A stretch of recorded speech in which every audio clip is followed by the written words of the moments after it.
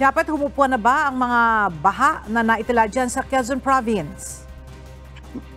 Itong mga naitala, partikular dito sa Lucena City at Mauban, ay humupa na simula pa kagabi at yung sa Mauban naman ay kaninang madaling araw. Ayon kay Dr. Melchor Abinilla Jr., ang PDRRMO head ng Quezon, kung meron mang naitatala pa ring maliliit na pagbabaha, ay ito na yung mga nasa mas mabababang lugar tulad ng mga palayan.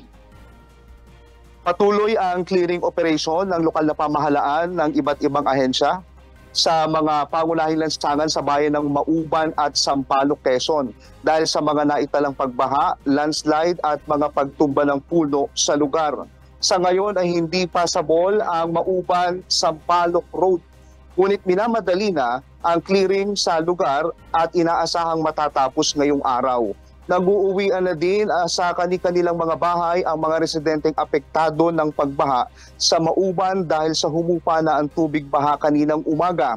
Ngayong araw ay nakatakdang ipamahagi ang relief supplies sa mga apektadong lugar. Samantala, hinihintay pa na maberipika na typhoon-related incident ang pagkasawi ng 58 anyos na lalaki na sinasabing nabagsakan ng puno ng akasya sa San Antonio, Quezon.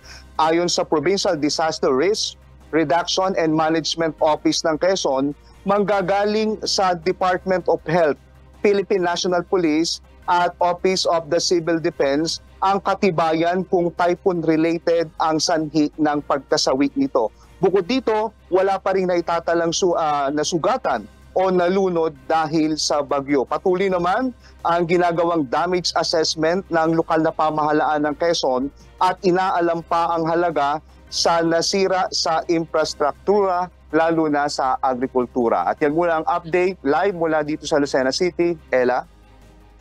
Japet, yung mga puno na nagbagsakan, wala naman bang nabagsakan na tao or bahay? Wala bang nasaktan doon? Ella, ayon sa tala ng PDRRMO, isa lang itong binabanggit nila na nabagsakan, ngunit bine-verify nila kung ito ay totoong talagang related sa bagyo. May mga ilang nabagsakan na bahay sa ilang bahagi ng Quezon Province, ngunit patuloy ang ginagawa pa rin nilang damage assessment at nang sa gayon ay makapagpadala ng ayuda ang lokal na pamahalaan dito sa probinsya. Alright. Maraming salamat, Japet Cablaida.